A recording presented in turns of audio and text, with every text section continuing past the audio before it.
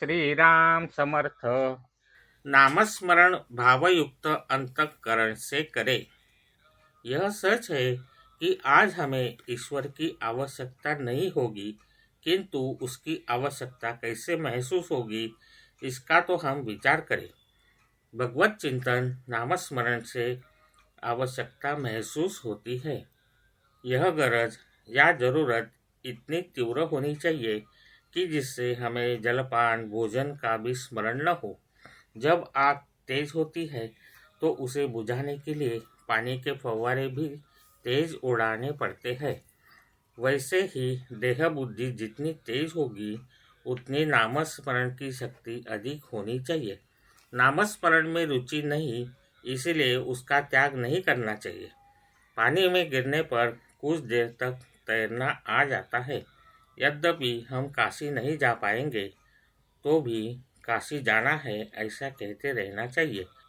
उसी प्रकार नाम में रुचि या प्रेम नहीं होगा तो भी नाम मुझे बहुत प्रिय है ऐसा कहते रहना चाहिए। नाम के अलावा दूसरा कोई सत्य नहीं है, दूसरा कोई साधन नहीं है, ऐसा दृढ़ विश्वास होने पर नामस्मरण करना अनिवार्य हो जाता है। उसके बिना जी मानता नहीं। नामस्मरण करने से उसके सहवास से उसके प्रति प्रेम उत्पन्न होता है।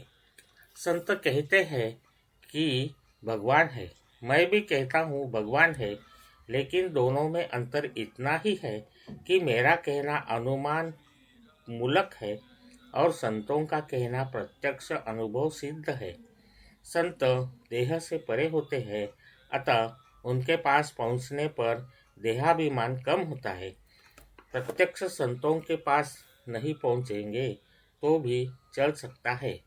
दृढ़ भाव बनाकर कार्य जितना शीघ्र होता है उतना देह के सहवास या समीपता से नहीं होता। हम अपनी भावना से ही तीर्थ में तीर्थ की पवित्रता, देवता में देवत्व और गुरु में गुरु का महिमा देते हैं। तीर्थ स्थान में जाकर यदि हम निष्पाप होंगे ऐसी भावना होगी तभी वहाँ का स्नान तीर्थ स्नान होगा, अन्यथा वहाँ का तीर्थ केवल पानी ही होगा। यह कहने का सार यही है कि सब कुछ भावना में ही है। नामस्मरण भाव उत्पन्न करता है। भावयुक्त अंतःकरण से यदि नामस्मरण किया तो सफलता शीघ्र होती है। साधुओं या संतों के लक्षण इसीलिए कहे गए हैं कि उनका हमारे ऊपर असर हो, हम उनका आचरण करें। किंतु केवल लक्षणों से साधु को आप पहचान नहीं पाएंगे। उसके लिए तो खुद आपको साधु बनकर ही पहचानना पड़ेगा। यदि गृहस्थ साधु को पहचानना चाहता है तो उसे यह अनुभव करना चाहिए कि साधु के सहवास का स्वयं पर क्या परिणाम हुआ। तात्पर्य, अपने अनुभव से उसे पहचाने। यदि हमें उनके सहवास से शांति मिली, अपना अहम कुछ कम हुआ, मन निर्विषय हुआ, यदि पूरा निर्विषय नहीं हुआ तो कम से कम निर्विषय रहने की भावना निर्माण हुई तो समझना चाहिए वह साधु का रूप है। साधु सभी प्राणियों में भगवत भाव या सर्वत्र मैं ही हूँ भावना देखते हैं, इसीलिए वे सबसे प्रेम करते हैं। और सबसे प्रेम करने का मतलब है निस्वार्थ बुद्धि से सभी काम करना।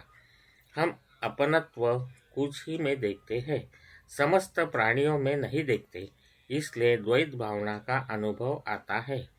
साधुओं की अहंता लय हो जाने से विश्व में अभेद की भावना से देखते हैं और उनका प्रेम शुद्ध होता है। आज का बोध वचन, सबसे प्रेम करे, निष्कपट प्रेम से बर्ताव करे। न केवल अपने बोलने में प्रेम भावना हो बल्कि देखने में भी हो। जय श्री राम। जानकी जीवन स्मरण। जय जय राम। श्री राम समर्थ।